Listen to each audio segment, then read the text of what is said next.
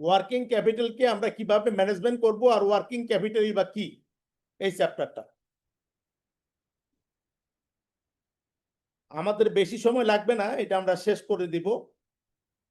এরপরে আপনাদের সাথে আজকে বিদায় নিব এবং আপনারা পরীক্ষা দিবেন এবং পাশ করবেন, আশা করি পাশ করার পরে আবার দেখা হবে।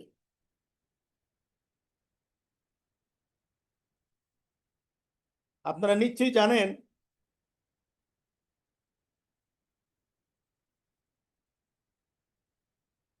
আমাদের এই চ্যাপ্টার আলোচনা করলে দুইটা বিপরীতমুখী টার্ম আসে, একটা হলো প্রফিটেবিলিটি আর একটা হলো লিকুইডিটি।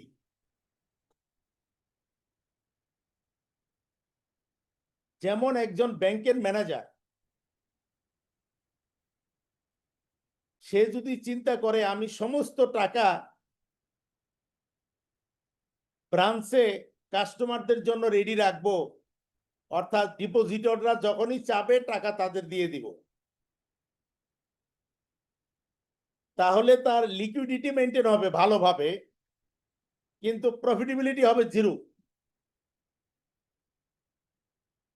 আবার যদি ব্যাংক ম্যানেজার সাহেব মনে করে তার ব্যাংকের সমস্ত টাকা সে বিভিন্ন জায়গায় ইনভেস্ট করবে এবং লিকুইড মানি ব্যাংকে কিছুই রাখবে না,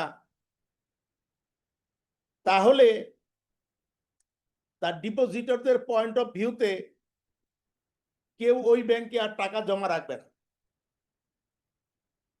কাজেই তাকে প্রফিটও করতে হবে, লিকুইডিটিও মেনটেন করতে হবে। ব্যাংক ম্যানেজার সাহেবকে ইনভেস্টও করতে হবে, আবার ডিপোজিটরদের টাকা যখনই তারা চায় বা ট্রান্সফার নিতে চায় তখন তারা নিতে পারবে। এই দুইটার ভিতরে একটা সমন্বয় করা, অর্থাৎ সব টাকা প্রফিটেবিলিটির জন্য ইনভেস্ট না করা, আবার সব টাকা লিকুইড পজিশনেও না রাখা। ব্যাংক ম্যানেজার সাহেব তার দীর্ঘদিনের অভিজ্ঞতার ভিত্তিতে বুঝতে পারে তার কি পরিমাণ লিকুইড ফান্ড দরকার, কি পরিমাণ মানুষ বা ইনভেস্টর তার টাকা ফেরত নিতে আসবে, সেই পরিমাণ তার লিকুইড ফান্ডে রেখে বাকি টাকা সে ইনভেস্ট করবে। এটাই স্বাভাবিক। এই জন্য এই চ্যাপ্টারটা ওই এক ব্যাংক ম্যানেজারের মতো লিকুইডিটি কাম প্রফিটেবিলিটি, এটার ভিতরে একটা সমন্বয় করে চলতে হচ্ছে। না প্রফিটেবিলিটি না লিকুইডিটি, দুইটারই সমন্বয় করে আমাদের এই চ্যাপ্টারটা রান করবে। অর্থাৎ আমাদের ওয়ার্কিং ক্যাপিটাল ম্যানেজমেন্ট পলিসি হবে, প্রফিটও করতে হবে, লিকুইডিটিও রাখতে হবে, যাতে করে প্রতিষ্ঠান সাময়িকভাবে ইনসলভেন্ট না হয়ে পড়ে।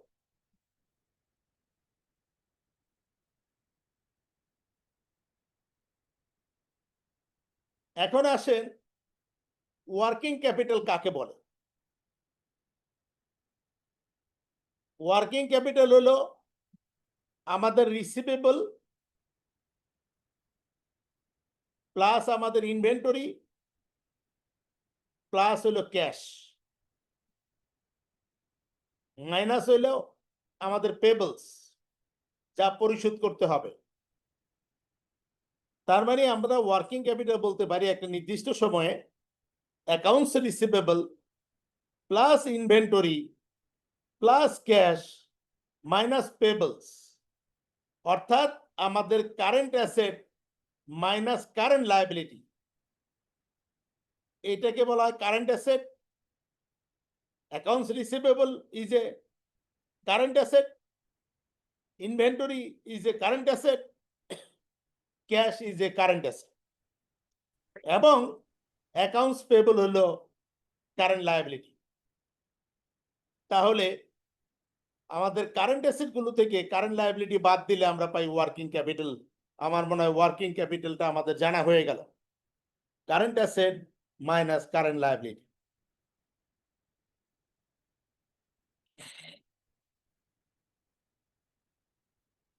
ওয়ার্কিং ক্যাপিটাল কি আপনারা বুঝলেন? আর প্রফিটেবিলিটি আর লিকুইডিটির মধ্যে সামঞ্জস্য রাখা, শুধুই প্রফিটেবিলিটি নয়, শুধুই লিকুইডিটি নয়।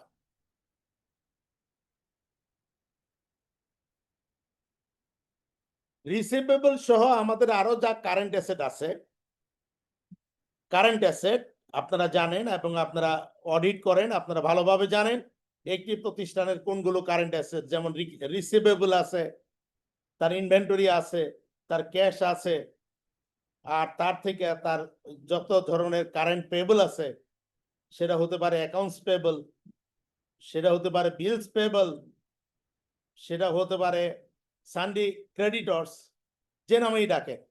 অ্যাকাউন্টস রিসিভেবল হতে পারে সানডে ডেটর্স, অ্যাকাউন্টস রিসিভেবল যা সানডে ডেটর্স হতা, আবার হতে পারে বিলস রিসিভেবল।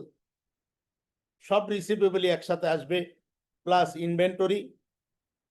এখানে ইনভেন্টরি বলতে আমরা বুঝছি আমাদের ক্লোজিং ইনভেন্টরি, অর্থাৎ ব্যালেন্স শিটের ভিতরে যে ইনভেন্টরি থাকে যাকে বলা হয় closing inventory, plus cash minus accounts payable. আমার মনে হয় ওয়ার্কিং ক্যাপিটালের ডিফিনেশন আমাদের কাছে ক্লিয়ার হয়ে গেল।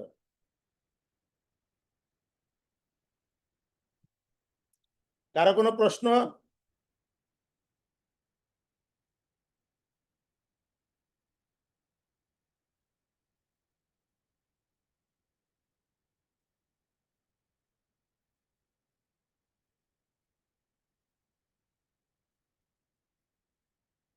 তাহলে আমি সামনে আগাই।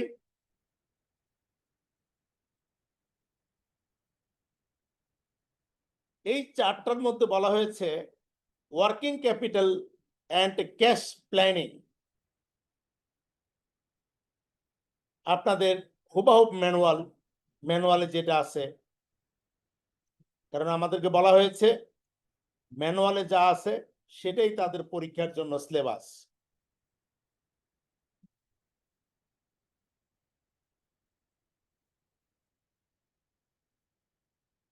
প্রথমে একটা আসছে working capital and cash planning এর মধ্যে cash budget, very very important জিনিস। ক্যাশ বাজেট সম্পর্কে আমরা বলবো এবং আপনাদেরকে একটা ম্যাথও দেখাই দিব ক্যাশ বাজেট কেমনে করে, তাহলে ক্যাশ বাজেট সম্পর্কে ভালো ধারণা হয়ে যাবে। ক্যাশ বাজেটকে বলা হয়েছে ফোরকাস্ট সারপ্লাসেস। কি কি সারপ্লাস হবে সেগুলো ফোরকাস্ট করা, আর ফোরকাস্ট ডিফিসিট এবং কোনগুলো আমাদের ডিফিসিট হবে বা আমাদের ক্যাশ মাইনাস হবে সেইগুলো, এগুলো হলো ক্যাশ প্লাস, এগুলো হলো ক্যাশ মাইনাস।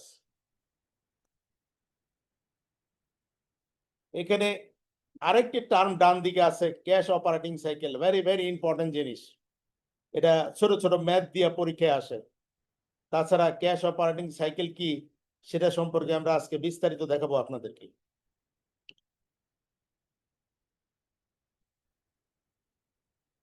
ক্যাশ অপারেটিং সাইকেলের কথা বলছে লেন্থ অফ টাইম, একটি সময় between paying for imports and receive of cash from customers. Cash operating সাইকেলের বিষয়টা হলো একটি প্রতিষ্ঠানে ক্যাশ আউটফ্লো গুলো, যেমন র মেটেরিয়াল পারচেস করেছেন, বেতন দিয়েছেন, মজুরি দিয়েছেন, যত টাকা আপনার থেকে চলে গেছে আর কি সেগুলির কথা বলছি। ওই টাকা খরচ করার পরে ওই টাকা আবার কতদিনে ঘরে চলে আসবে, এই যে টাইম, এটার নাম হলো ক্যাশ অপারেটিং সাইকেল। আমরা এটাকে ছোট একটা অঙ্কের মাধ্যমে দেখব, তাতে করে আমাদের কাছে কনসেপ্টটা ক্লিয়ার হয়ে যাবে।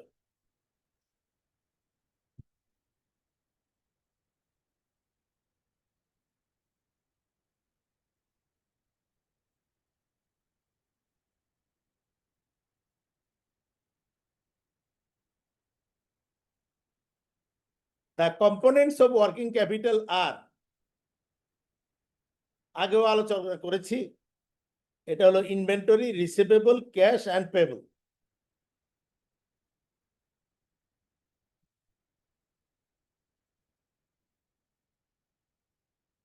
ওয়ার্কিং ক্যাপিটাল বলা হয়েছে total current asset of a business less current liabilities, এটা আমরা আগেও দেখলাম।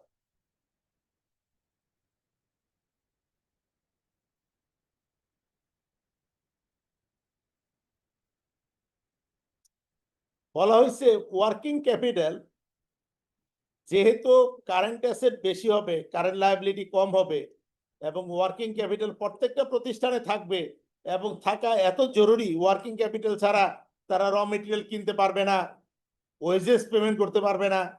কাজেই ওয়ার্কিং ক্যাপিটালকে বলা হয়েছে investment in working capital is needed to oil the wheels of a business. অর্থাৎ বিজনেসের চাকার মধ্যে অয়েল দেওয়ার মতো বিষয়টা, ভেরি একটা ইম্পর্টেন্ট টার্ম এখানে। তার মানে বলা হয়েছে ওয়ার্কিং ক্যাপিটাল হলো oil the wheels of the business.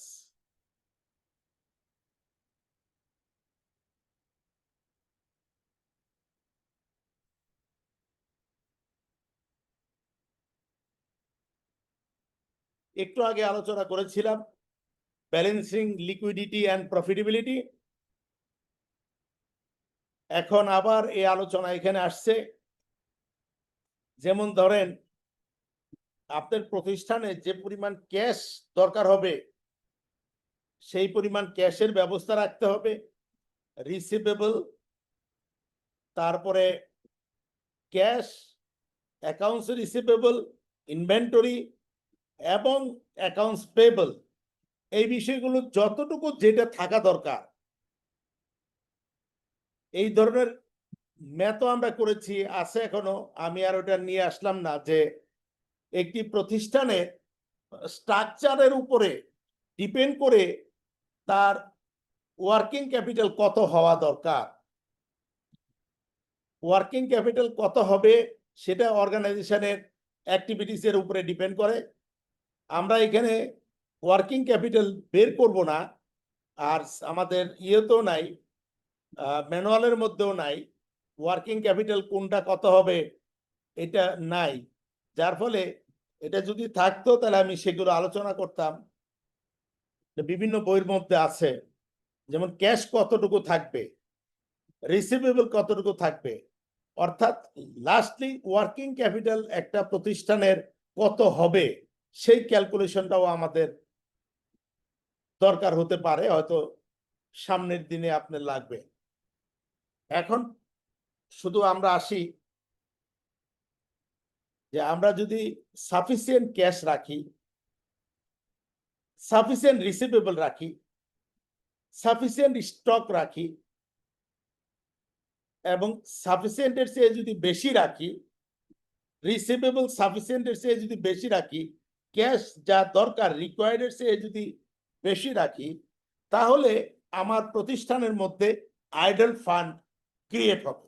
Idol fund create হলে কি হবে, আমার প্রফিটেবিলিটি কমে যাবে। আইডল ফান্ড থাকা মানে আমার প্রফিটেবিলিটি কমে যাবে।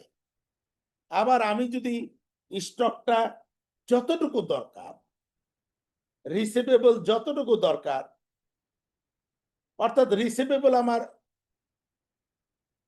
3 মাসের আগে কাস্টমাররা টাকা দেয় না, আপনি পলিসি করলেন কাস্টমারদের জন্য, ভাই আমাকে, আমি 3 মাস দিতে পারবো না, 60 ডেজ হলো ক্রেডিট টাইম, তোমরা 60 দিন বাকি রাখতে পারবা, 2 মাস, 2 মাসের মধ্যে আমাদের টাকা দিয়ে দিতে হবে, অথবা 10% ইন্টারেস্ট আপনি ইম্পোজ করে দিলেন।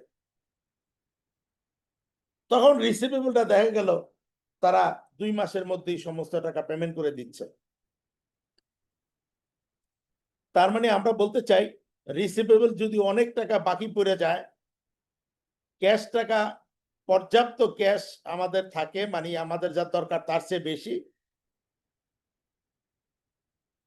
এবং ইনভেন্টরি আমাদের যা দরকার তার চেয়ে বেশি থাকে, আমরা দেখব ইনভেন্টরি বেশি থাকলে আমাদের কত ধরনের খরচ এক্সট্রা যাবে, এগুলো আমাদের আলোচনার মধ্যে আছে। তো কাজেই আমরা বলবো এগুলো রিকোয়ার্ড অ্যামাউন্টের চেয়ে বেশি থাকা মানে আইডল ফান্ড ক্রিয়েট হওয়া, আইডল ফান্ড ক্রিয়েট হওয়া মানে প্রফিটেবিলিটি নষ্ট হওয়া।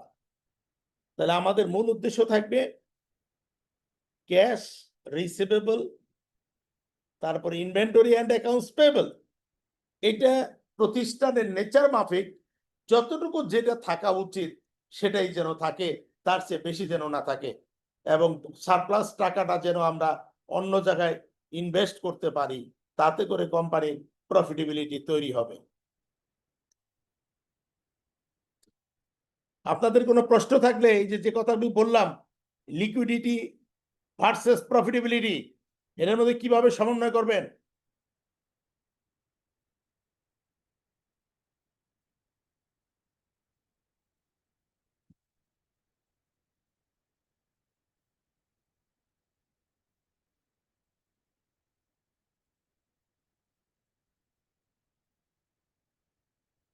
কি শোনা যাচ্ছে আমাকে? আপনারা আছেন তো? জি স্যার, আছি। আচ্ছা আচ্ছা, তাহলে শুনে যান। আমার মনে হয় শুনে গেলেই হবে, খালি যতটুকু সম্ভব ব্রেনে রাখেন। এখন তার অতটা ডিপ পড়া সম্ভব না, সময়ও নাই।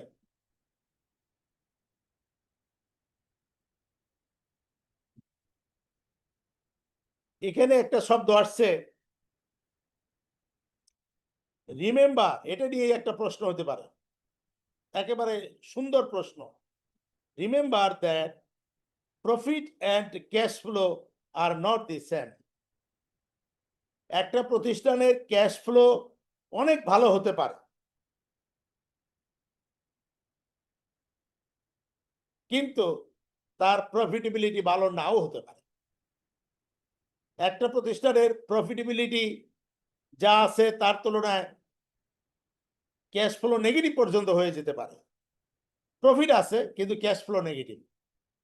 কেউ কি আছেন বলতে পারবেন আমাদের accounting profit and cash flow দুইটার মধ্যে ডিফারেন্সটা কোথায়?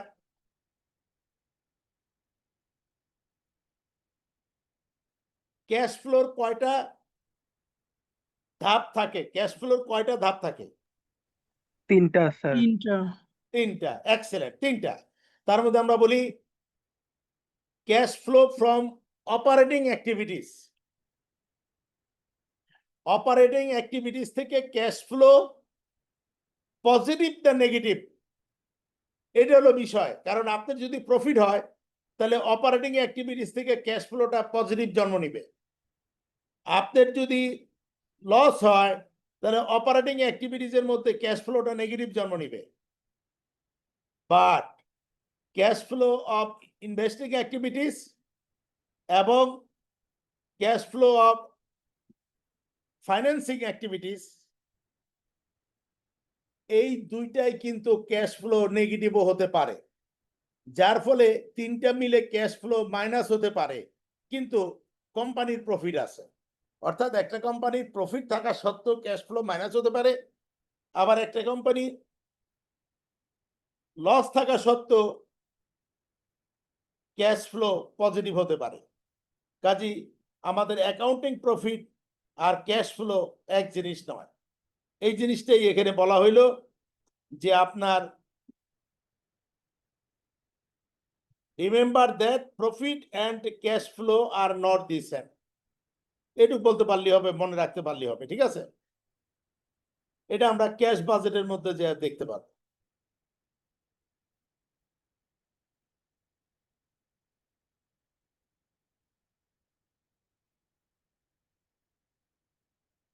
আমাদের এই ওয়ার্কিং ক্যাপিটাল ম্যানেজমেন্টে কতগুলো রেশিও জন্ম নেয়, এই রেশিওগুলো সম্পর্কে আপনাদের ভালো ধারণা থাকতে হবে। আমি রেশিওগুলো আপনাদের দেখাই দিচ্ছি বা বলে দিচ্ছি, কিন্তু আপনারা প্র্যাকটিক্যালি একটু প্র্যাকটিস করে নেবেন এই রেশিওগুলো কিভাবে বের করে। যেমন একটা রেশিও আছে ইনভেন্টরি টার্নওভার, অর্থাৎ আপনার ইনভেন্টরির সাথে কস্ট অফ গুডস সোল্ডের একটা সম্পর্ক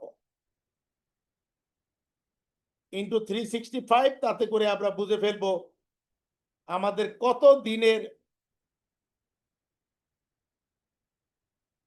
বা কত মাসের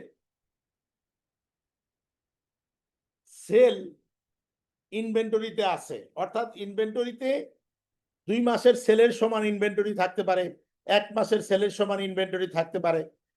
এই জিনিসটা আমাদের এখান থেকে বের হবে। তাতে করে আমরা বুঝতে পারবো ইনভেন্টরি যদি আমরা মাসে মাসে ফিনিশ গুডসে রূপান্তর করতে পারি, অর্থাৎ কাঁচামাল আজকে কিনলাম, প্রসেস করলাম, 1 মাসের মধ্যে ফিনিশ গুডস বানাইয়া সেলে দিয়ে দিলাম, এটা যদি হয় তাহলে বুঝতে হবে প্রতিষ্ঠানের পারফরমেন্স ইজ মোর বেটার। কারণ সে 1 মাসের মধ্যেই তার ইনভেন্টরিকে ফিনিশ গুডস বানাইয়া কাস্টমারের কাছে ধরাই দেয়। আবার যদি এটা একাধিক সময় লাগে, অনেক সময় লাগে, 2 মাস 3 মাস লাগে, তখন আমরা বলবো তাদের পারফরমেন্স ইজ নট সাফিসিয়েন্ট, তারা ইনভেন্টরিকে যথাসময়ে ফিনিশ গুডসে রূপান্তর করতে পারে না। তার মানে আমরা তাহলে বললাম, আপনাদের একটা রেশিও দিলাম, ইনভেন্টরি টার্নওভার, এটা একটা রেশিও। অর্থাৎ ওয়ার্কিং ক্যাপিটাল ম্যানেজমেন্টের অনেকগুলো রেশিও আছে যেটা দিয়ে আমরা কন্ট্রোল করি। ইনভেন্টরি টার্নওভার একটা বা জাজমেন্ট করি। Receivable collection period,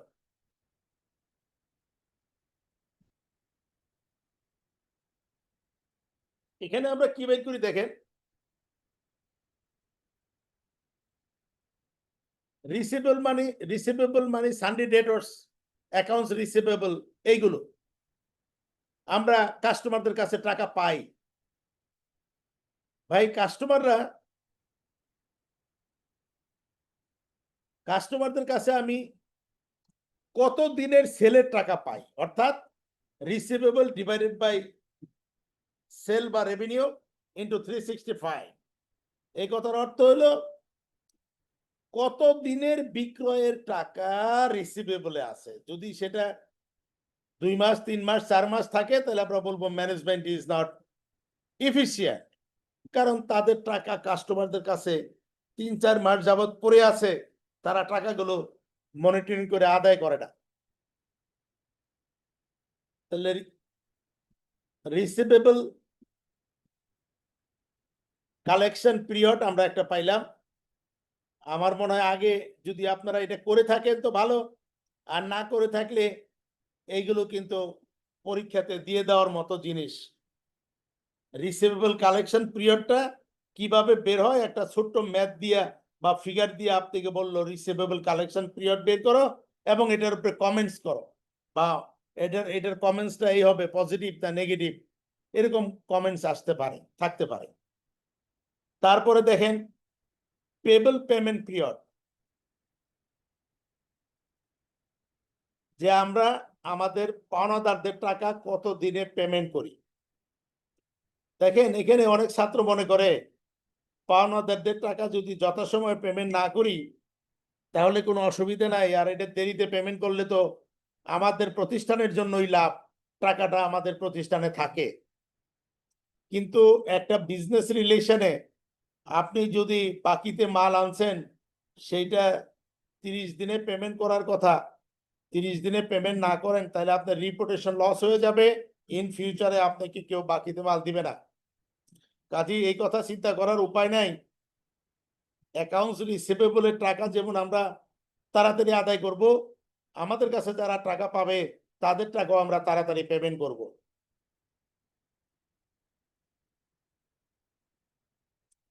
liquidity ratio, এটা নিয়ে অনেক ধরনের প্রশ্ন হয়। এটার অর্থ হলো current asset divided by current liabilities. তার মানে আমাদের কারেন্ট রেশিও বেরোলো। একটা প্রতিষ্ঠানে কারেন্ট অ্যাসেট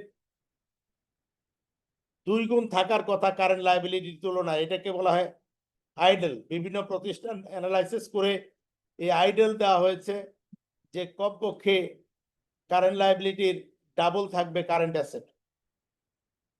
আপনার এখানে কত আছে, আপনার যে ম্যাথ থাকবে ওই ম্যাথ থেকে কত আসছে ওটা থেকে আপনি কমেন্টস করবেন যে সে কি আপনার সলভেন্ট না ইনসলভেন্ট। সলভেন্ট বলতে বোঝাচ্ছি আমরা লিকুইডিটি সলভেন্ট, মানে লিকুইড পয়েন্ট অফ ভিউতে সে সলভেন্ট কিনা। এই চারটা ratio, inventory turnover, receivable collection period, payable payment period, আর লিকুইডিটি রেশিও, আর একটা রেশিও আছে কুইক রেশিও। কুইক রেশিও মানে current asset minus inventory divided by current liabilities. এগুলো কিন্তু আমার মনে হয় কলেজ ইউনিভার্সিটি থেকে যারা আসছেন তাদের এগুলি কিন্তু সব পড়া থাকার কথা।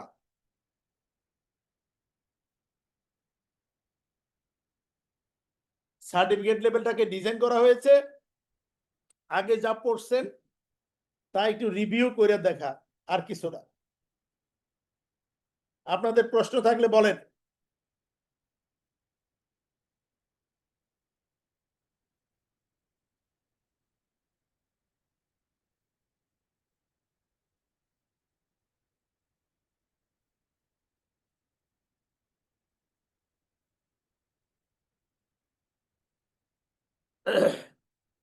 আপনারা আমার বলেন তো, এগুলো কি আপনারা পড়ে আসছেন আগে? জি স্যার, ইউনিভার্সিটিতে জি এগুলো স্যার, পড়ছি। পরে হ্যাঁ, আসছি এগুলো স্যার ইউনিভার্সিটি থেকে পড়ানো হয়েছে, রাইট। ঠিক আছে, তাহলে আমি আমি সামনে এগিয়ে যাই।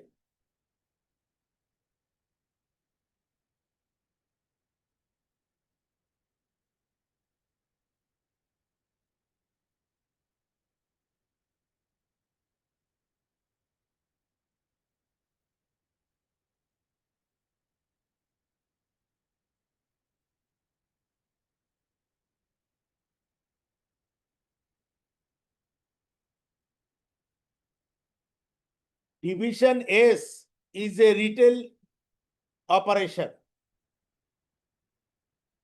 Its year-end working capital consists of inventory, valued at cost, trade receivable of টাকা 90,000, cash and trade payable. Its financial performance ratio include the following. বলা হলো গ্রস প্রফিট মার্জিন হলো 25%, কারেন্ট রেশিও বলে দিল 2.3:1, মানে আমাদের রেজাল্ট দিয়ে দিছে। রিসিভেবল কালেকশন পিরিয়ড হলো 30 days, পেয়েবল পেমেন্ট পিরিয়ড হলো 40 days, rate of inventory turnover 18 Times. আপনারা একটু আগে যেটি দেখলেন সেগুলি একটা ছোট ম্যাথ আকারে আমাদের এখানে দেওয়া আছে। আমাদের বলল ওপেনিং ইনভেন্টরি কত, receivable and payable balance are the same as the closing balance. বলা হইলো রিসিভেবল এবং payable balance are the same as the closing balance. Opening balance গুলো ক্লোজিং ব্যালেন্স গুলো সেম।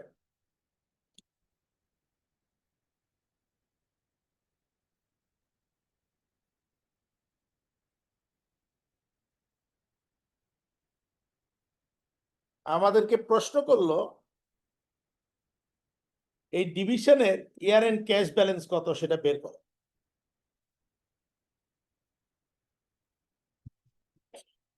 দেখেন আমরা একটা একটা করে আইটেম বাইর করে ফেলতে পারবো। Calculate the annual sales revenue, আমাদের বাৎসরিক সেলটা কত।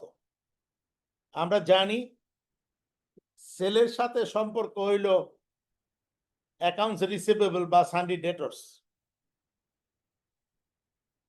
আমাদের অঙ্কে অ্যাকাউন্টস রিসিভেবল দিয়ে দিছে 90,000,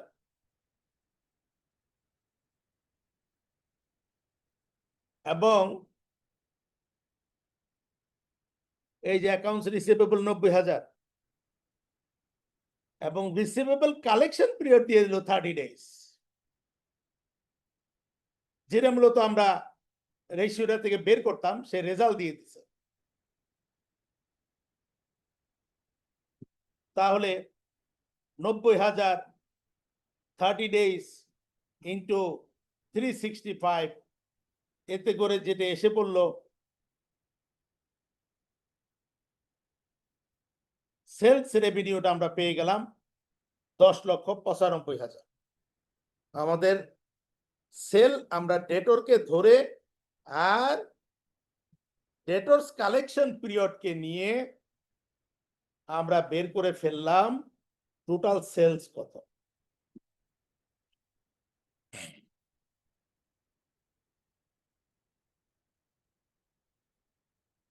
এবার বলছে calculate the cost of sell.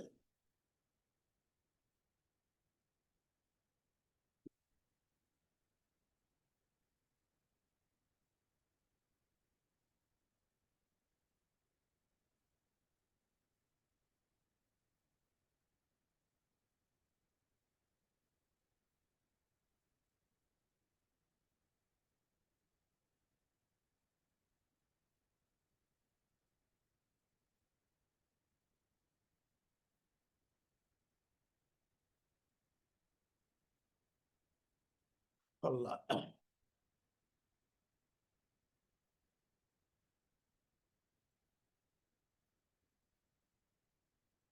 অঙ্কে বলছে তাদের গ্রস প্রফিট হলো 25%। তো আমরা সেল যেহেতু পেয়ে গেছি, তাহলে গ্রস প্রফিট 25%টা পেয়ে যাব, এবং এটা বিয়োগ করলে আমরা কস্ট অফ গুডস সোল্ড পাবো। Calculate the cost of sale বা পারচেস, তার 75% মানে 25% যেহেতু জিপি, তাহলে 75% হইল কস্ট অফ সেল বা পারচেস। তাও পেয়ে গেলাম, খুব ইজি ব্যাপার।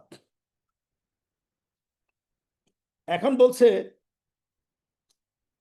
আপনি ইনভেন্টরি বাইর করেন। তা আমরা জানি কস্ট অফ সেল ইনভেন্টরির সাথে সম্পর্ক হলো কস্ট অফ সেলের, সেলের না, যেহেতু ইনভেন্টরির মধ্যে কোনো প্রফিট থাকে না। তাহলে cost of sale average inventory করে আমরা কস্ট অফ সেল নিয়ে আসলাম 8 8 21 50। অ্যাভারেজ ইনভেন্টরি রেজাল্ট আছে আমাদের 18 দিন, যেটা এখানে দেওয়া আছে। এই যে rate of inventory turnover 18 Times 18 Times, এবং 18 টাইমস করলে আপনার ইনভেন্টরি ভ্যালু পাওয়া যাবে। তারপরে ট্রেড পেবলও পাওয়া যাবে, অ্যাভারেজ পেবল, আর হলো পারচেস 365, 90,000 টাকা পাইছি ট্রেড পেবল।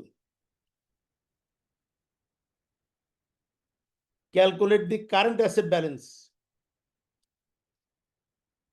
কারেন্ট রেশিও ধরে আপনি কারেন্ট অ্যাসেট বা কারেন্ট লাইবিলিটিস রেশিও আসছে 2.3, এবং এটা করলে আমাদের কারেন্ট অ্যাসেট বেরিয়ে যাবে। এখন বলছে টোটাল কারেন্ট অ্যাসেট এত, মাইনাস আপনি জানেন ইনভেন্টরি পাইছেন, রিসিভেবল পাইছেন, বাকিটা ক্যাশ। অর্থাৎ আমরা এখান থেকে এই রেশিওগুলো আমরা বের করতে পারি কিনা এটা চেক করে নিলাম। একটা ছোট ম্যাথের ভিতর দিয়ে আমরা রেশিওগুলো প্র্যাকটিক্যালটা দেখে নিলাম আর কি।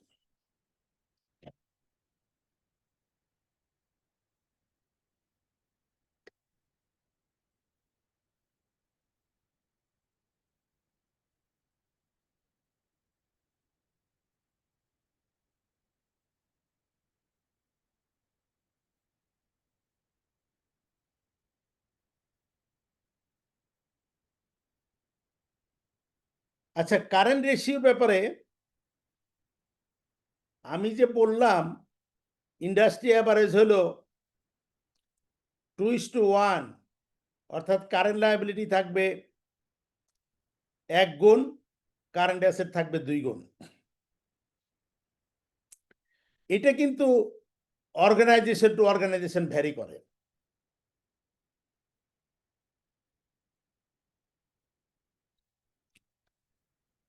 যেমন কোনো প্রতিষ্ঠান যদি এমন ব্যবসা করে যে তাদের স্টকটাও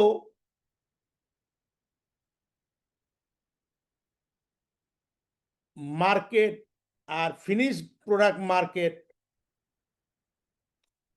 দুইটাই খুব বাস্তবে আছে। যেমন ধরেন একটা স্বর্ণের ব্যবসায়ী, তার কিন্তু স্বর্ণের অলংকারও সে বিক্রি করতে পারে, আবার গোল্ড আলাদাও সে বিক্রি করতে পারবে, এবং দুইটার মধ্যে খুব একটা ভ্যারি করে না। অর্থাৎ তার গোল্ডের মার্কেটও যথেষ্ট হাই মার্কেট। এই সিচুয়েশনে এই ধরনের প্রতিষ্ঠানে কারেন্ট অ্যাসেট এবং কারেন্ট লায়াবিলিটির 2 গুণ থাকার দরকার নাই। কারণ গোল্ডের দোকানে যে স্টক আছে, স্টকের মুহূর্তের মধ্যেই কিন্তু মার্কেট ভ্যালুতে আমরা বিক্রি করে ফেলতে পারবো।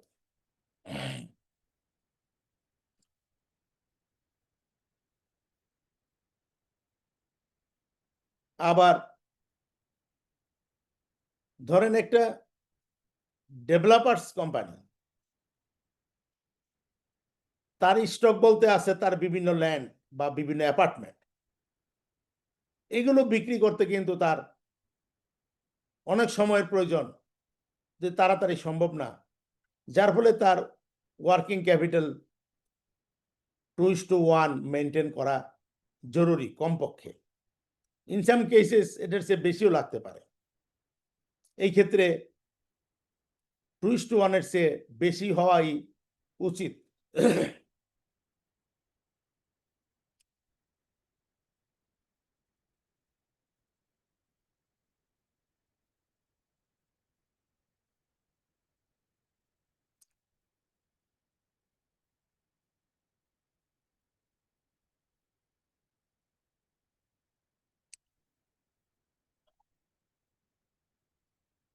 Wright Limited currently has inventory and payable of 15,000।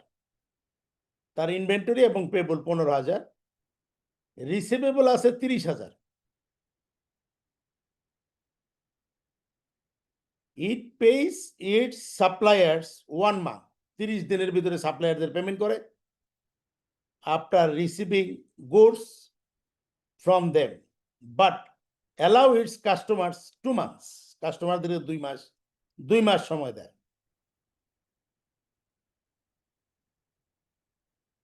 Wright Limited does not expect any change to its level of business, but it now proposed to reduce its receivable credit period হলো 1 month, যেটাকে 60 দিন ছিল সেটা এখন 30 দিন করবে।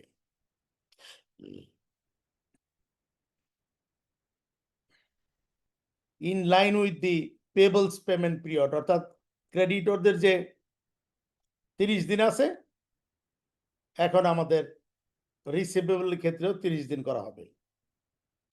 It also propose an increase in its inventory level such that its inventory turnover period will increase from 30 days to 60 days. Inventory turnover period হলো 30 days থেকে 60 days.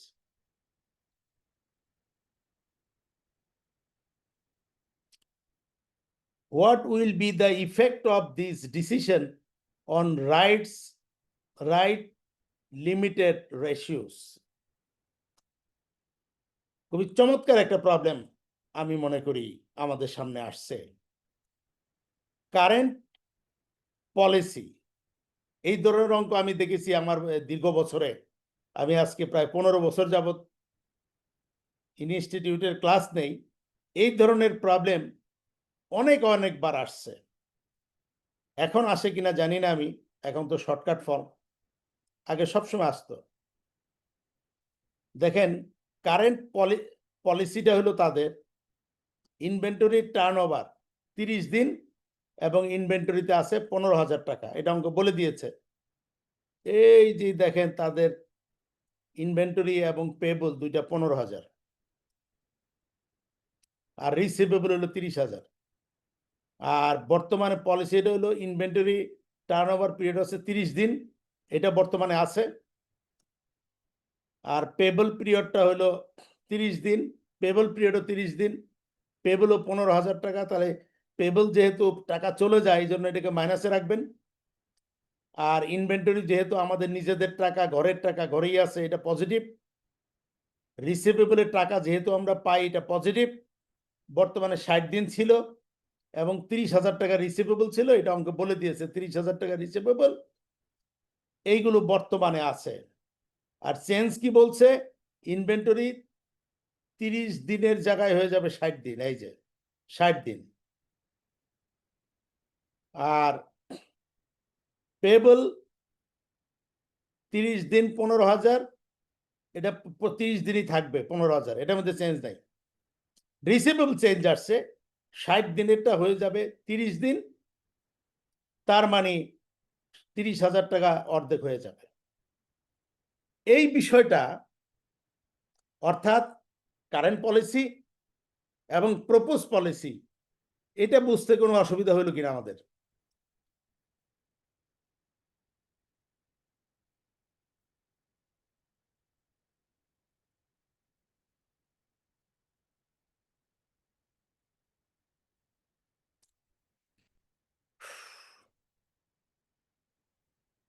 তার প্রতিষ্ঠানের ওয়ার্কিং ক্যাপিটালে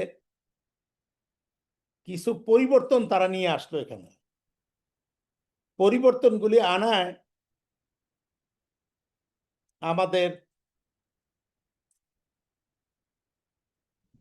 ইফেক্টটা কি, এটাই আমরা দেখব এখন।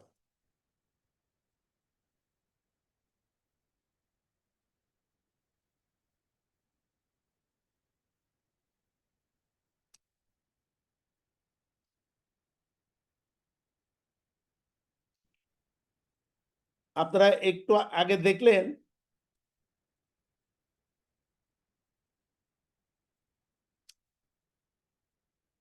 এই দুইটা মাইনাস হলে 60 ডেজ, এই দুইটা মাইনাস হলে 60 ডেজ, অর্থাৎ এই পলিসিতেও টোটাল লেন্থ অফ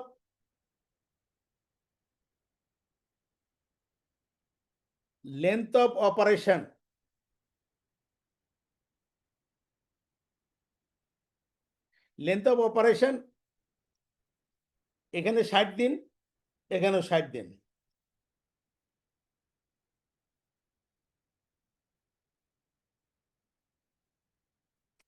মানে ক্যাশ অপারেটিং সাইকেল 60 দিন, 60 দিন, এখানে 30,000, এখানে 30,000। এটা আমরা কারেন্ট পলিসি এবং প্রপোজ পলিসি থেকে পাইলাম। এখানে 60 দিন পাইলাম এবং এখানে টাকা পাইলাম 30,000, এখানে 60 দিন পাইলাম, এখানেও পাইলাম 30,000, তিনটা মিলে।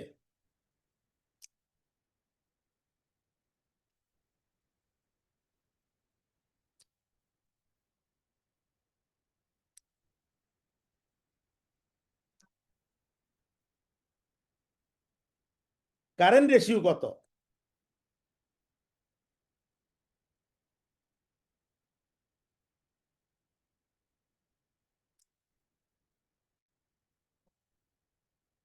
এখানে যদি আমরা কারেন্ট রেশিও বলি তাহলে আমরা বলবো 30 আর 15, 45,000 ভাগ 15,000, 3 15 45, 3:1, 3:1।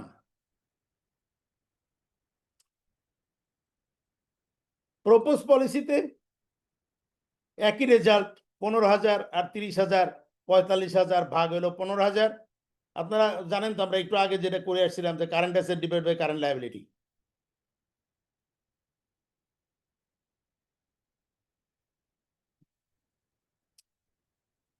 এখানে 3:1।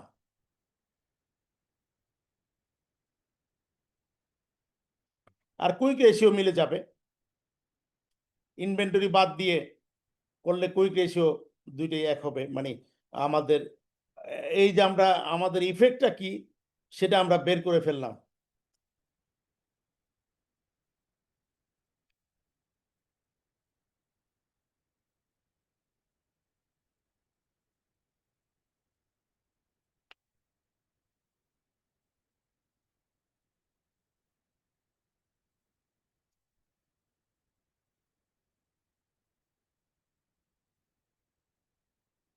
এটা বুঝতে কোনো অসুবিধা হলো ভাই?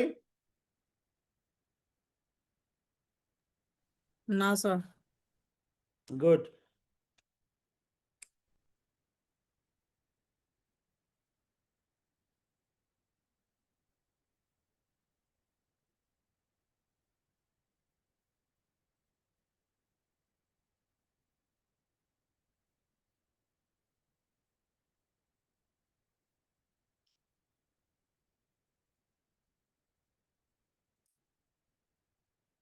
এবার আসছি আমরা ক্যাশ অপারেটিং সাইকেল।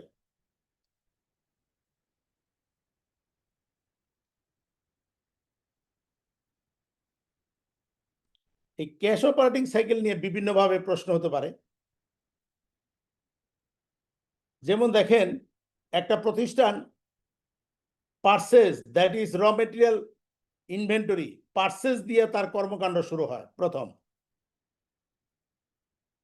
যে মালামাল পারচেজ করলো ওই মালামালগুলো র মেটেরিয়াল ইনভেন্টরিতে বা স্টোরে রাখলো। সেখান থেকে তারা ফ্যাক্টরিতে মালামালগুলো দিল এবং ওখানে ওয়ার্ক ইন প্রোগ্রেস ইনভেন্টরি নামে আমাদের ওয়ার্ক ইন প্রোগ্রেস তৈরি হলো। এরপরে আমাদের work in process finish goods হয়ে গেল। ফিনিশ গুডস সেল হয়ে রিসিভেবল হয়ে গেল। রিসিভেবল থেকে টাকা আদায় হয়ে ক্যাশ হয়ে গেল। ক্যাশ আবার এসে পারচেজে রূপান্তর হইল, পারচেজ থেকে ইনভেন্টরি হইল, ইনভেন্টরি থেকে ওয়ার্ক ইন প্রোগ্রেস হইল, অর্থাৎ কারখানার ভিতরে র মেটেরিয়াল দিয়ে দিলাম, কাজ চলতেছে, সেখান থেকে ফিনিশ গুডস রূপান্তরিত হইল, ফিনিশ গুডস থেকে আবার বিক্রি হয়ে রিসিভেবল হইল, রিসিভেবল থেকে আবার কালেকশন হয়ে ক্যাশ হইল। এই যে একটা একটা রাউন্ড দিতে যতদিন সময় লাগবে ততদিন সময়কে বলা হয় cash operating cycle. Cash operating cycle আপনারা বুঝলেন কিনা বলেন?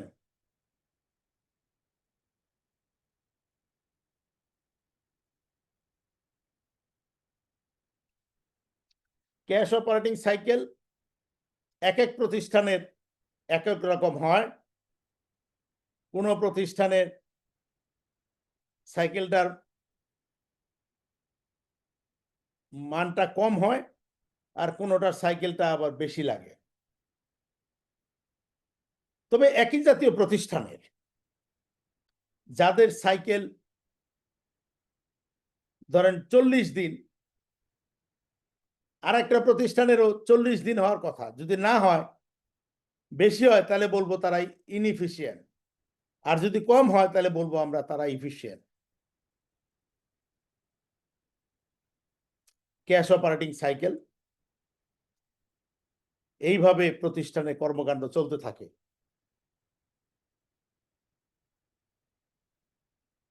একটা ক্যাশ অপারেটিং সাইকেল ছোট্ট একটা ম্যাথ আপনাদের দিয়ে দেওয়া যায়।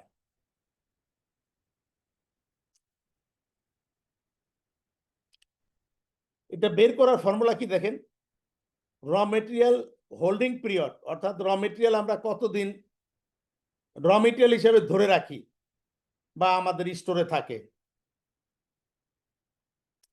অ্যানুয়াল ইনভেন্টরি অফ র material divided by annual uses. Into 365। তাহলে এখানে একটা ডেজ আসবে, সেই ডেজটা হবে আমরা ইনভেন্টরি কতদিন আমাদের কাছে ধরা থাকে।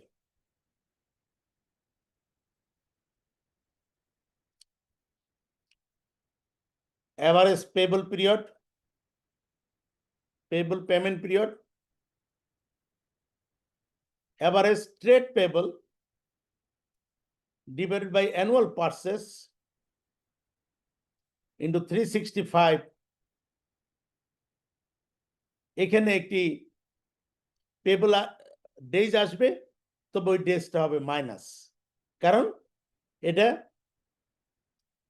আমরা অ্যাকাউন্টস পেবল থেকে যে ক্রেডিটটা পাই, ওই ক্রেডিটটা আমাদের টোটাল ডেজ থেকে মাইনাস হয়ে যাবে, কারণ ওইটা তো আমরা বেনিফিট পাইলাম একটা।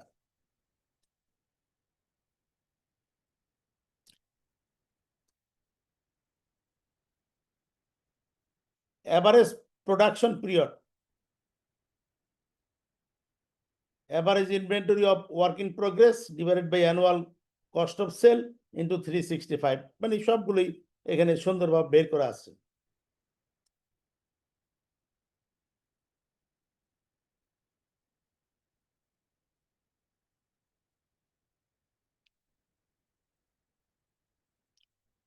এখন আমাদেরকে একটা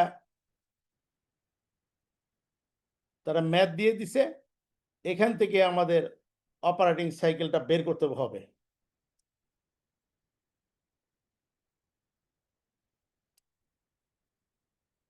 কস্ট অফ সেল আছে,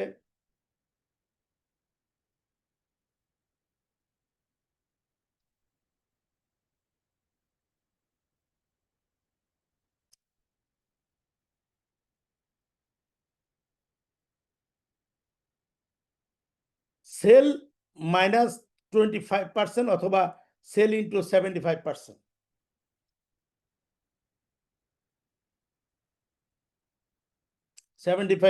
সেল, কস্ট অফ সেল তাহলে 27 লাখ। র মেটেরিয়াল ইনভেন্টরি 1,50,000 ভাগ 27 লাখ ইন্টু 60% ইন্টু 365, 34 দিন আসছে এখান থেকে। তার মানে র মেটেরিয়াল আমাদের কাছে ধরা থাকে 34 দিন। এটা কোথায় কেমনে পাইলাম? পাইলাম হলো আমাদের র মেটেরিয়াল ইনভেন্টরি আছে 1.5 লাখ টাকা। র মেটেরিয়াল ইনভেন্টরি আছে, এই যে র মেটেরিয়াল আছে আমাদের কাছে 1.5 লাখ, আর আমাদের কস্ট অফ গুডস সোল্ড হয়েছে 27 লাখ। ওটা আবার কেমনে? Sale minus 25%।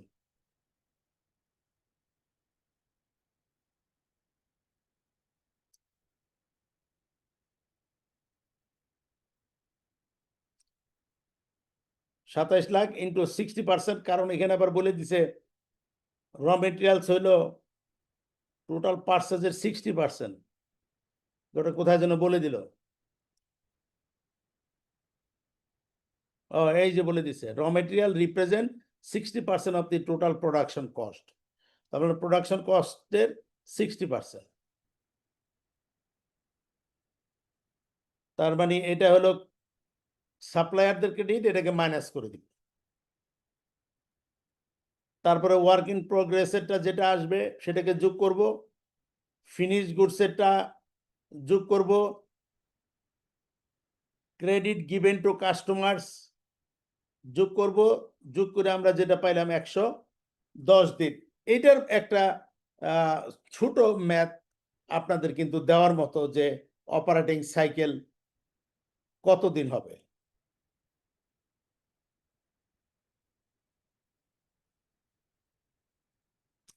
অপারেটিং সাইকেল আমরা বুঝলাম যে একটি র মেটেরিয়াল কেনা থেকে ফিনিশ গুডস হয়ে বিক্রয় করে টাকা ঘরে আসা পর্যন্ত যে সময়টুকু লাগে সেটা হলো অপারেটিং সাইকেল।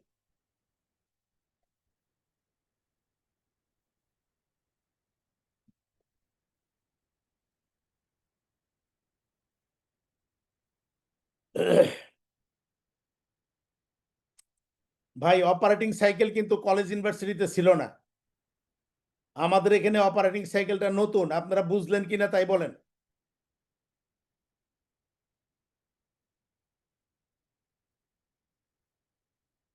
কনসেপ্টটা বুঝছেন কিনা, অপারেটিং সাইকেল কি জিনিস? জি স্যার, বুঝতে পারছি।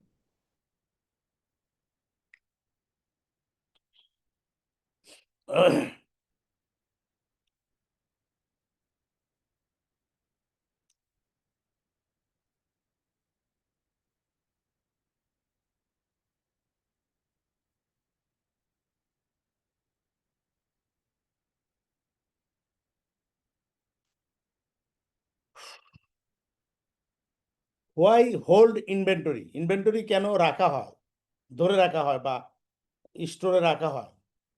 Reason for holding inventory include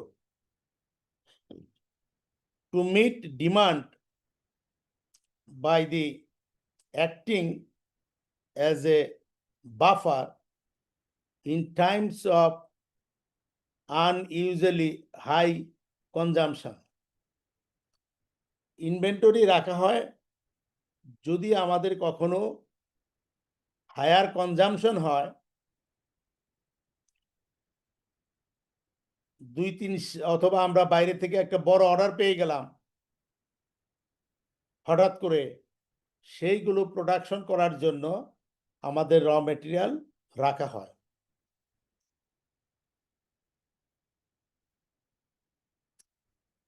to ensure continuity of production, এটাকে এইভাবে বলা যায়, র মেটেরিয়ালসের অভাবে প্রোডাকশন যেন বন্ধ না থাকে, এটাকে এনশিওর করার জন্য আমাদের র মেটেরিয়াল স্টোরে রাখতে হয়। এর কিছু সুবিধাও আছে, কিছু অসুবিধাও আছে। সুবিধা হলো আমরা যখন র মেটেরিয়াল স্টোরে রাখবো বা বাল্ক পরিমাণ একত্রে কিনে রাখবো, তখন কিন্তু আমরা একটা কোয়ান্টিটি ডিসকাউন্ট পাবো। যেমন দেখেন, আপনি যদি একটা ফ্রুটস কিনতে যান, দোকানদার আপনাকে জিজ্ঞেস করবে কয় কেজি নেবেন বা কয় ডজন নেবেন, এটার উপরে সে আপনার মূল্য নির্ধারণ করবে। আমরা যখন বাল্ক আকারে আমাদের র মেটেরিয়াল কিনবো বা ইম্পোর্ট করব, সেই ক্ষেত্রে আমরা একটা প্রাইস রিডাকশন পাবো, এটা সুবিধা। বাট অসুবিধা অনেক। আমরা যে ইনভেন্টরি প্রিজার্ভ করলাম, ধরে রাখলাম, এটার সুবিধা যেমন আমরা পাইলাম প্রোডাকশন কন্টিনিউটি, ওভার প্রোডাকশন হইলে আমার র মেটেরিয়ালের কোনো অভাব লাগবে না, আবার আমরা একটা ডিসকাউন্টেও কিনতে পারবো। বাট এই ইনভেন্টরি যদি আমরা স্টোরজাত করি, সেখানে আমাদের অনেক খরচ আছে। যেমন স্টোরের লাইট, গ্যাস, পাওয়ার যাবে, প্লাস স্টোরের হিসাব মেনটেন করতে হবে, কোন প্রোডাক্ট কতগুলো স্টোরে আছে, কোন তারিখে কত নতুন পার্সেস হয়ে আসলো, কোন তারিখে কারখানায় আবার কতগুলো আমরা রিকুইজিশনের ভিত্তিতে ট্রান্সফার করলাম।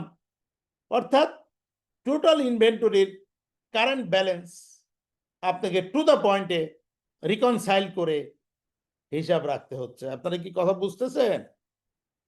তাহলে ইনভেন্টরি হিসাব রাখা, রিকনসাইল করা, তারপরে ইনভেন্টরির যাতে আবার নষ্ট না হয়ে যায় সেটাকে লুক আফটার করা, সবকিছু মিলে ইনভেন্টরি ধরে রাখার জন্য আমাদের ভ্যারিয়াস খরচ আছে। আবার ইনভেন্টরির দাম যদি, কাঁচামালের দাম যদি মার্কেটে পড়ে যায়, সে সময় আমাদের আগে কিনে রাখছিলাম লস হবে, আবার তার উল্টাটাও হতে পারে।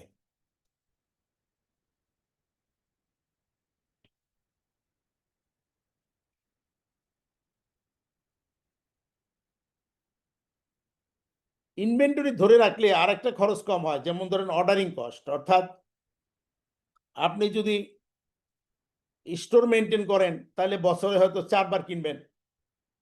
স্টোর মেনটেন না করলে আপনাকে বছরে 12 বার কমপক্ষে কিনতে হবে। তো সেই ক্ষেত্রে আপনার এক একবারের যে অর্ডার প্লেসমেন্ট কস্ট সেটা অতিরিক্ত যাবে। তাই হোয়াই হোল্ড ইনভেন্টরি মানে ইনভেন্টরি আমরা স্টোরে রাখলে বা কেন রাখবো সেই ব্যাপারে প্রশ্ন গেল, এবং তার খরচ নিয়েও আমরা আলোচনা হইলো। এখানে বলছে cost associated with the holding inventory. Inventory ঘরে রাখলে কোন খরচগুলো হয় দেখেন, আমি আলোচনা করে ফেলেছি, তারপরও এখানে তারা দিয়েছে, আমরা আবার একটু দেখি।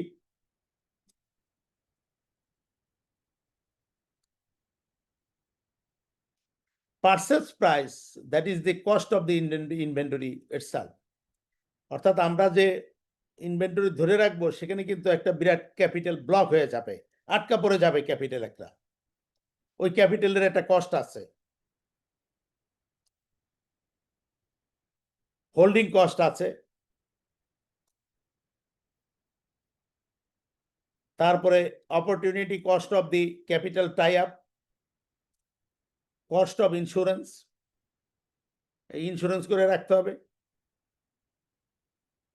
Risk of deterioration, obsolescence, pilferage, এই সকল কারণে স্টক নষ্ট হতে পারে, কমে যেতে পারে। Cost of the warehousing function, warehouse মেনটেন্যান্সের জন্য কস্ট হবে, কস্ট অফ স্টোর অ্যাডমিনিস্ট্রেশনের জন্য কস্ট হবে। রিঅর্ডার কস্ট কাকে বলে? Transport cost, clerical and administrative expenses, batch set up cost, এগুলো হলো রিঅর্ডার কস্ট। এগুলো একটু মনে রাখতে হবে।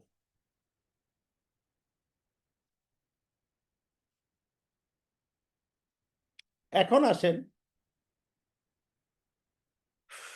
আপনাদেরকে inventory control system. Inventory control system মানে inventory cost control system. Inventory cost control system,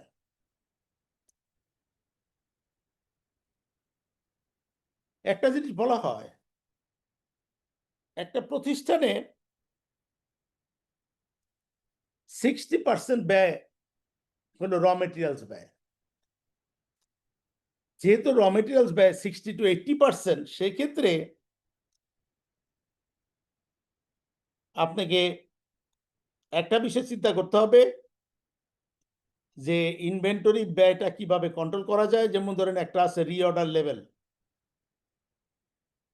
level system.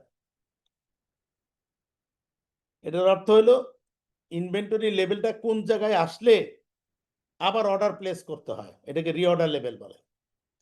কোন লেভেলে আসলে নেক্সট অর্ডারটা প্লেস করে দিতে হয়, reorder level. Periodic review system, আমাদের কন্টিনিউ রিভিউ সিস্টেমের মধ্যে থাকতে হবে। এবিসি সিস্টেম, এবিসি সিস্টেমে র মেটেরিয়ালগুলোকে 3 ক্যাটাগরিতে ভাগ করার উপদেশ দেওয়া হয়। A category, B category, C category. এই ক্যাটাগরি হলো খুব দামি পণ্য, সংখ্যায় কম, যেমন গোল্ড, ভ্যালু অনেক বেশি। বি পণ্য ভ্যালু অত বেশি নয়, সংখ্যায় অত কম নয়। সি পণ্য ভ্যালু খুবই কম এবং কোয়ান্টিটি অনেক বেশি। এইভাবে এবিসি টেকনিকে আমাদের র মেটেরিয়ালস ব্যয় কন্ট্রোল করা যায়। এখন আসেন র মেটেরিয়াল ব্যয় কন্ট্রোল করার আরেকটা নতুন উদ্ভাবন, সেটা হলো সারা বছরের র মেটেরিয়াল কি আমরা একবারে কিনবো নাকি আস্তে আস্তে কিনবো, বা কতগুলো কোয়ান্টিটি একবারে কিনলে আমাদের র মেটেরিয়াল প্রকিউরিং কস্ট কম হবে, এটার জন্য বলা হয়েছে ইকোনমিক অর্ডার কোয়ান্টিটি সিস্টেম, ইওকিউ। আপনারা এটা করে আসছেন কলেজ ইউনিভার্সিটিতে। সেই বিদ্যাটা একটু স্মরণ করাই দিলাম যে ইউকিউর ফর্মুলাটা হলো √2CD divided by H. C মানে cost of placing one order.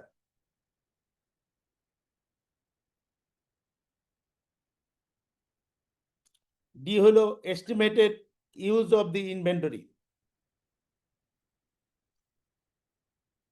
R H হলো cost of one inventory per year.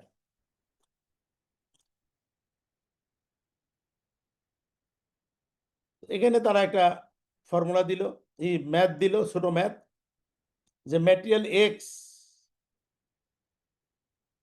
Cost হলো 100 per KG, 2000 KG to be used per year, 2000 KG সারা বছর লাগে। Holding cost per KG per year 5 টাকা, ইস order placing cost হলো 200, তাহলে 2 into 200 into 2000 আর divided by 5 করলে 400 কেজি, অর্থাৎ একবারে 2000 কেজি একবারে না কিনে 400 কেজি করে কেনার জন্য উপদেশ দিল, এবং এটা 5টা অর্ডার হবে বছরে, 5 অর্ডারস।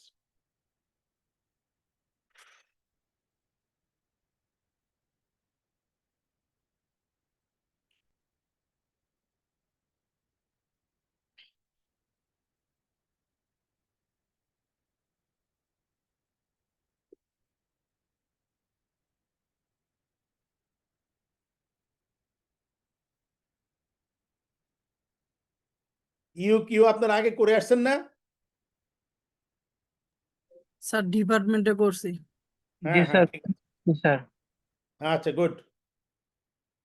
আপনারা যা করে আসছেন সেগুলোই কিন্তু পরীক্ষা আসবে, এখানে নতুন কোনো বিদ্যা দেওয়া হচ্ছে না।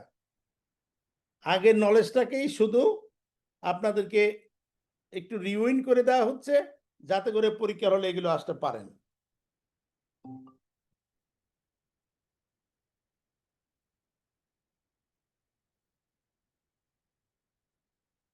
আসসালামু আলাইকুম। হ্যাঁ, জি জি, মামুন ভাই কেমন আছেন ভাই? আছে আছে, ভালো আছে ইনশাল্লাহ।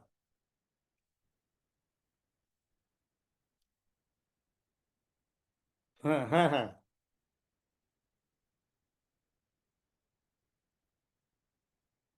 হুম হুম হুম হুম হুম হুম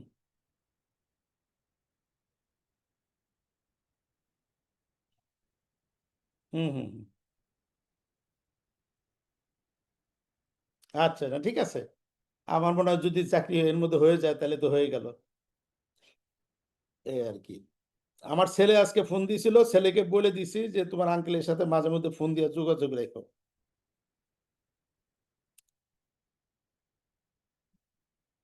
হ্যাঁ হ্যাঁ। হুম। না, আছে, ভালোই আছে এখন। হ্যাঁ, ভালো আছে, চাকরি বাকরিও চলতেছে, ক্লাসও চলতেছে, দুইটাই একসাথে চলতেছে। হ্যাঁ। হুম হুম। হ্যাঁ, আছি আছি, ভালো আছি ভাই, ভালো আছি ইনশাল্লাহ। হ্যাঁ হ্যাঁ হ্যাঁ হ্যাঁ হ্যাঁ হ্যাঁ। দোয়া দোয়া করেন, কি অবস্থা হয় দেখা যাক ইনশাল্লাহ। হুম। তো বিএনপি মনে হয় ক্ষমতায় আসবে এবার, আর কোনো উপায় নাই তো, কোনো সোর্স নাই আর। হুম। হুম। হ্যাঁ হ্যাঁ হ্যাঁ। হুম হুম হুম হুম হুম হুম। রাইট। দেশে আসবেন নাকি মামুন ভাই এর মধ্যে? আর না?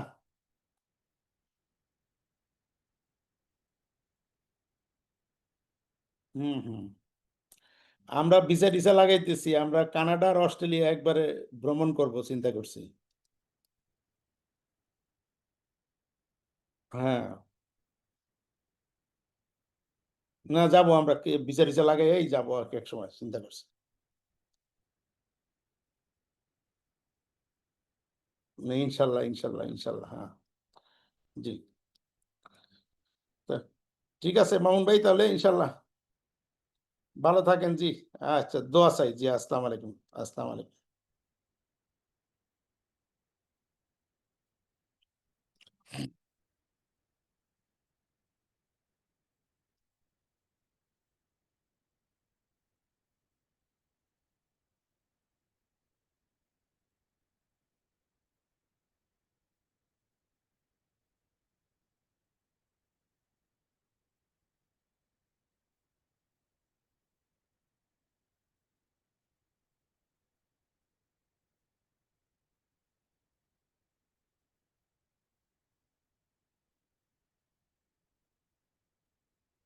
আচ্ছা, এখানে একটা টার্ম আছে ক্রেডিট রেটিং। আপনারা ক্রেডিট রেটিং তো শুনছেন, আমাদের দেশে ক্রেডিট রেটিং দেওয়া হচ্ছে এবং সারা বিশ্বব্যাপী ক্রেডিট রেটিং চালু আছে।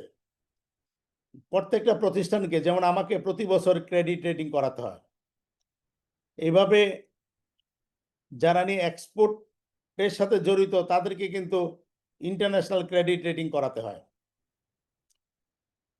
তো এই ক্রেডিট রেটিং কোম্পানিগুলো মূলত বিভিন্ন প্রফেশনাল, চার্টার্ড অ্যাকাউন্টেন্ট, কস্ট অ্যাকাউন্টেন্টরা মিলে এই ক্রেডিট রেটিং কোম্পানিগুলো করে।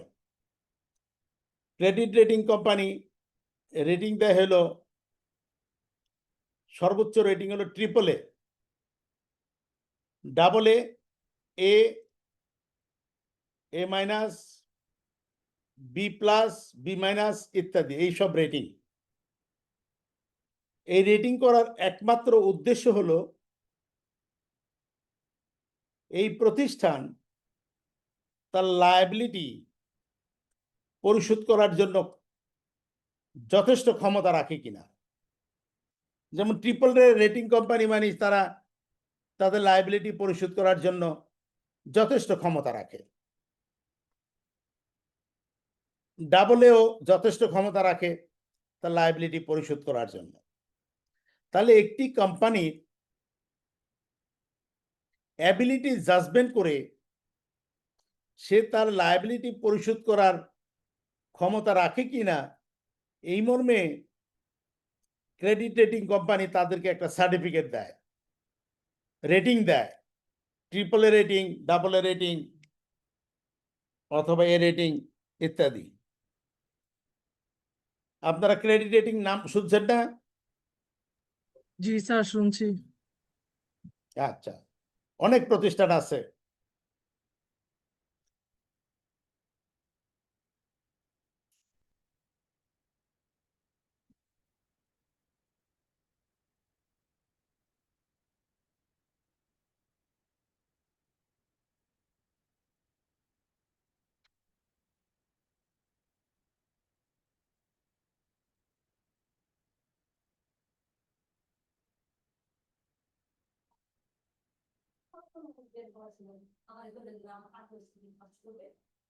আমি কি হয়েছিল, আমার তো সব ভিজা গেছে, সব বুঝে এক রাত্রে তার ভিজা যায় বুঝে না।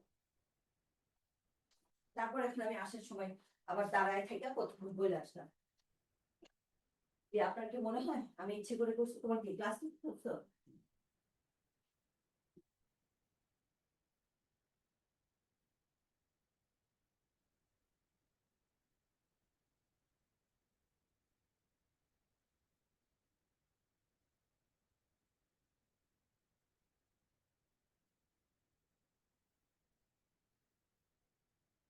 ইয়ে কি ইয়ে দোতলা মহিলা মানে ইয়ে ওগো ভাগ্নি? হ্যাঁ, ভাবনা কি আমি লাগে জানি না। মহিলা তো সবসময়, আমি স্কুল যাওয়ার সময়ও আমার ধইরা 5-10 মিনিট কথা বলতে থাকে, কোনো টাইমের কোনো ইয়ে না, কিচ্ছু না। যাদের মোবাইল নিয়ে গেছিল হুম। সবকিছু খালি আমাদের বাসার মানুষের ধরবে।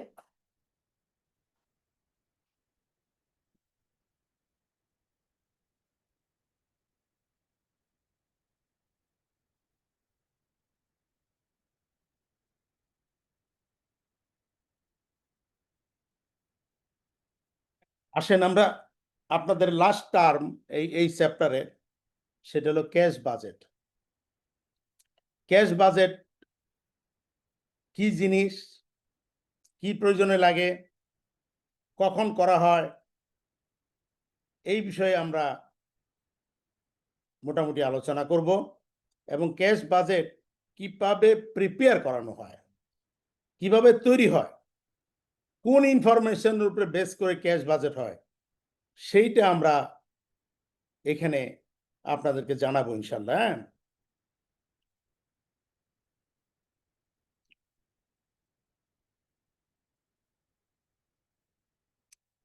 বলা হলো ক্যাশ বাজেট হলো, cash budget is a statement in which estimated future cash receipt and payment are tabulated in such a way as to show the forecast cash balance of a business at defined intervals. আমরা এটা মূলত quarterly cash budget করি, অ্যানুয়ালিও করা যেতে পারে। এখানে একটা cash বাজেটের প্রবলেম আছে। তাহলে ক্যাশ বাজেট হলো আমরা একটি প্রতিষ্ঠানের মান্থলি অথবা কোয়ার্টারলি অথবা অ্যানুয়ালি তার ক্যাশ রিকোয়ারমেন্টস কি, সেটা আমরা ক্যাশ বাজেটে, that is all cash receivable and cash payable কে নিয়ে আমরা এটা তৈরি করি।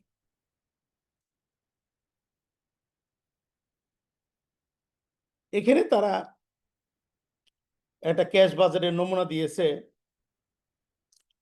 Cash receipt January, February, March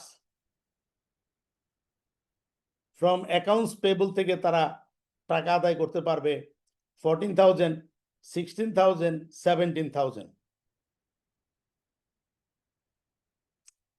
from cash sell থেকে তাদের টাকা আসবে 3,000, 4,000, 4,500।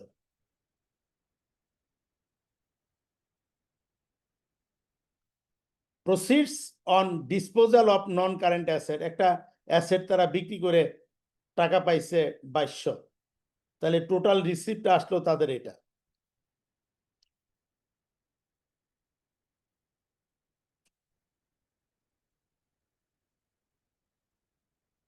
ক্রেডিটরদের পেমেন্ট করছে এটা, এমপ্লয়ীদের ওয়েজেস দিছে এটা, purchase of non current asset,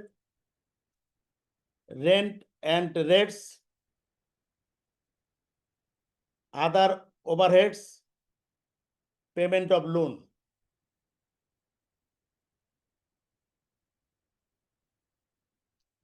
তারপরে নেট সারপ্লাস,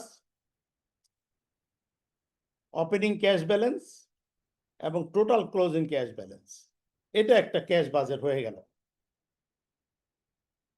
ক্যাশ বাজেটে কি কি জিনিস থাকে আপনারা দেখে ফেললেন।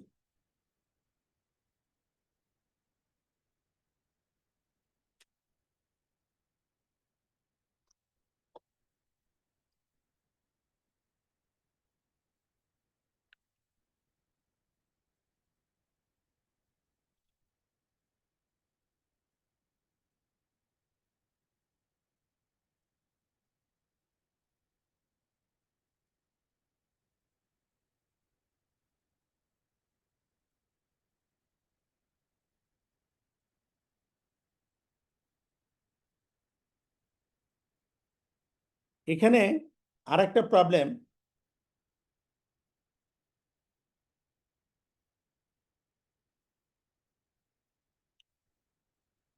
জানুয়ারি বাজেটের সেল, জানুয়ারি, ফেব্রুয়ারি, মার্চ, এপ্রিল, 4 মাস, লেবার কস্ট 4 মাস, এক্সপেন্সেস অন্যান্য খরচ।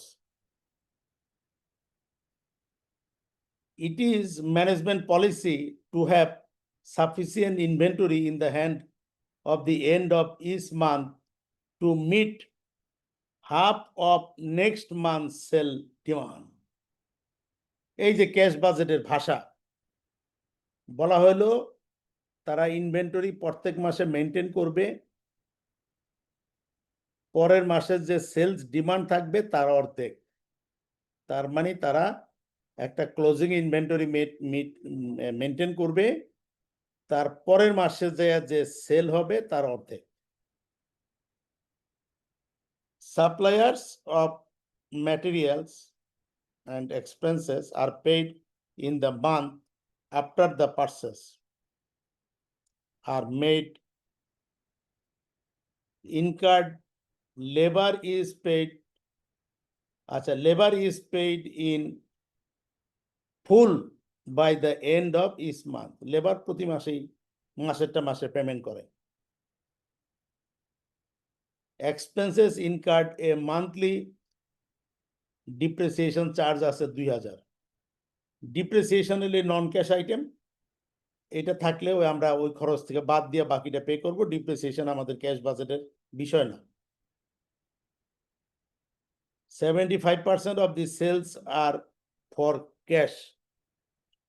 75% সেল হলো ক্যাশ, 25% হলো credit. Company will buy equipment costing 18,000 for the cash in February and will pay dividend হলো 20,000 in March। Opening cash balance দিয়ে দিল। এটি একটা অঙ্ক হয়ে গেল, সুন্দর অঙ্ক, এবং অনেকগুলো রিকোয়ারমেন্টস আছে। এই যে ক্যাশ বাজেট তৈরি হচ্ছে। Receive from the cash sell, receive from the credit sell. তারপরে পেমেন্টগুলো যেভাবে বলছে সেভাবে আছে, এবং আমাদের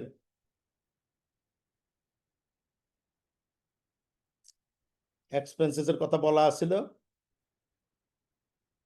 4,000 করে আছে, 2,000 হলো ডিপ্রিসিয়েশন, বাকিটা প্রত্যেক মাসে পেমেন্ট হবে। এরপরে 6 নম্বরে একটা ম্যাথ আছে, আমার মনে হয় আপনারা এটা দেখে নেবেন। আমি ক্যাশ বাজেট নিয়ে আর সময় নষ্ট করব না।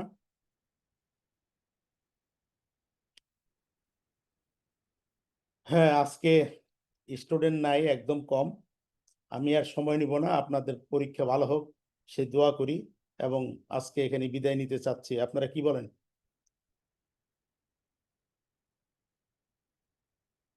আলামিন,